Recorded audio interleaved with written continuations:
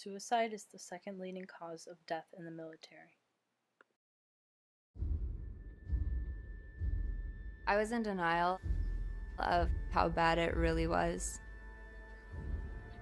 The outer shell of him came back, but everything on the inside was dead. It's like it just died in Iraq. Every day, at least 22 U.S. veterans commit suicide. That's almost 8,000 a year.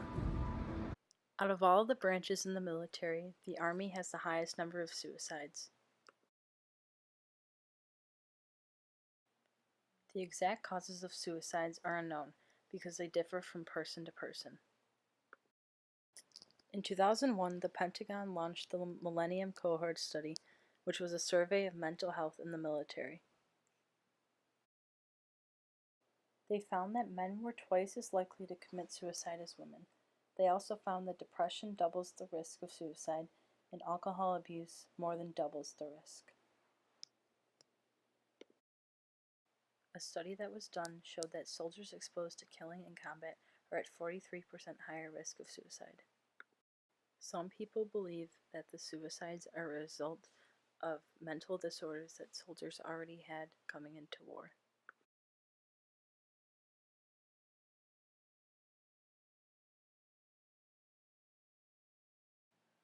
Despite the statistics, many suicides are not reported by the military. One of the biggest reasons these suicides are happening is because soldiers who reach out for help fear they will be seen as being weak. This stigma toward mental health in the military is preventing these soldiers from getting the help they truly need. Many service members fear that by seeing a psychologist, their career will be in danger. When these soldiers come home from war, they often suffer from mental illnesses such as depression and PTSD. When they come home, even though they are not physically fighting a war, they are constantly fighting a war inside their minds. In an effort to figure out the causes of these suicides, the Pentagon is spending millions of dollars towards mental health in the military. Another way the military is trying to help is by adding more mental health counselors. In an effort to decrease the number of suicides, the military is looking for ways to restrict access to guns for soldiers who are at risk. An organization that helps veterans when they return home from war is called Canines for Warriors. They take sheltered dogs and they are trained to become service dogs and help veterans dealing with PTSD.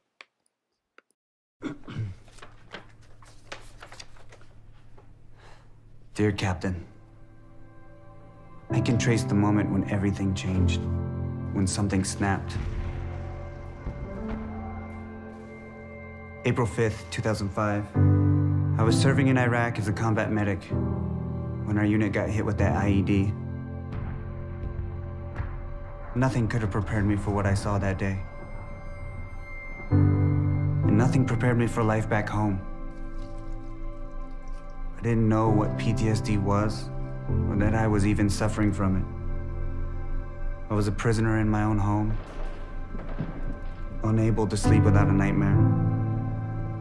I was taking 14 different medications a day, but they made things worse, not better. Worst of all, there was a constant thought of taking my own life. And then, I met you. Because of you, I'm no longer a prisoner in my own home.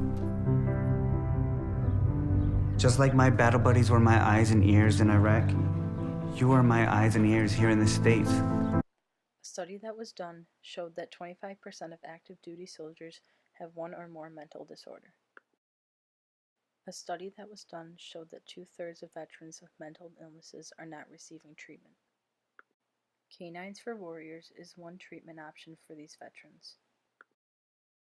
Another treatment option is the Combat Paper Project. They help veterans get rid of their baggage associated with their past in the war. To do this, veterans make paper out of their uniforms. After they make the paper, they then create art with it. The Navy, Air Force, and Army created an acronym to look out for their battle buddies called ACE.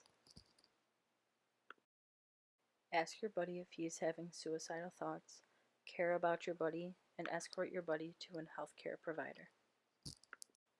The Marines also have the acronym NLMB, Never Leave a Marine Behind.